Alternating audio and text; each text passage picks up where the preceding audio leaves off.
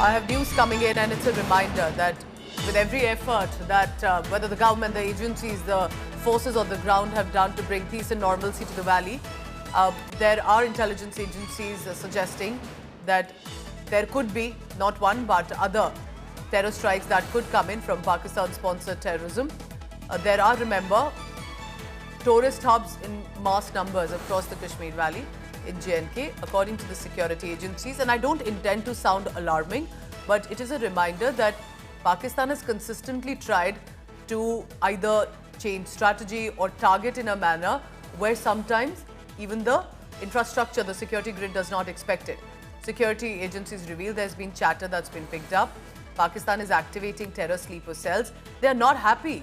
They don't like people enjoying whether as ones coming from Delhi, Mumbai, Bangalore or the ones in Kashmir. Why is there no chaos and commotion? Why are there no deaths and murders and curfewed nights in Kashmir anymore? Pakistan now possibly will respond to, remember, the active terrorist houses and properties that are being blown up as well. And therefore, there could be a suicide strike squad that is being looked at. Special op group of J&K police is on guard. So therefore, there will be possibly heightened security in tourist zones as well that are coming in. That's the latest. Remember, while that has been a status already for J&K, but because a lot had changed, boots on the ground also had been reduced in a lot of areas. Kamaljeet Sandhu is tracking all the latest. Kamaljeet, tell me more about what are the intelligence agencies and what are they picking up? Why do they believe that there could be more attacks that could come in, and how are they bracing against it?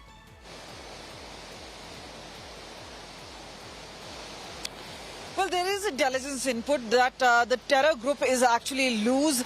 That is why several of the other tourist sites have been temporarily closed down. At least 47 out of the 87 are the ones which have been identified where there seemed that the security was sparse.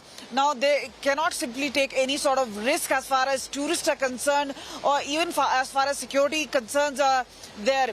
What we've also been told are that there are massive operations taking place in South Kashmir, close to Ashbukam and the other areas in Anantnag. This is where they believe the particular module may have actually walked across from the hilly terrain. So these are wide areas which we're pointing out where operations are going on, including in Pahalgam itself. And remember, it's like finding a needle in a haystack. So this is where security forces, not just having intelligence-based information, but also working, scouting hill to hill, terrain to terrain to ensure that they can get to the perpetrators behind the dastardly attack. The modus operandi is obviously known, that they actually did manage to infiltrate. What we've been told is from the Jammu division. This particular group led by Hashim Musa. Now, he is the one who is actually believed to be one of those who have trained with the Pak Para Commandos. And this is where he seems to be battle-hardened. That is why there's no contact with villagers, moving from one place to the other without stopping, without taking food breaks. So they believe to be carrying backpacks full of food and equipment so that they don't really need to contact civilian population for some sort of refurbishment. But yes, when it comes to the entire area, we've seen earlier terror attacks taking place in Rajouri, Poonch area. But now that the focus is come, and this is the module which is suspected to be behind those particular terror attacks, moved into Kokarnag and thereafter walked down to Baisaran Meadows. This is where investigation is now taking place. But a multi-pronged strategy already in place, because one is piecing together evidence, detailed eyewitness accounts, trying to gather as much possible, not just from the ammunition, but also from the overground workers who are being questioned time and again. The other is ground operations which have been taken place, and the security forces amongst themselves and Jammu Kashmir Police, the CRPF, Indian Army, all working in tandem in different areas to ensure that the hideouts are busted and these terrorists are exposed and eventually neutralized. There is now further chatter on this. Remember that it was, for example, there were boots in ground more in number in the past few years. The number had reduced, and the number had been reduced because the situation was improving. Because the tourists were coming in large numbers, there was peace.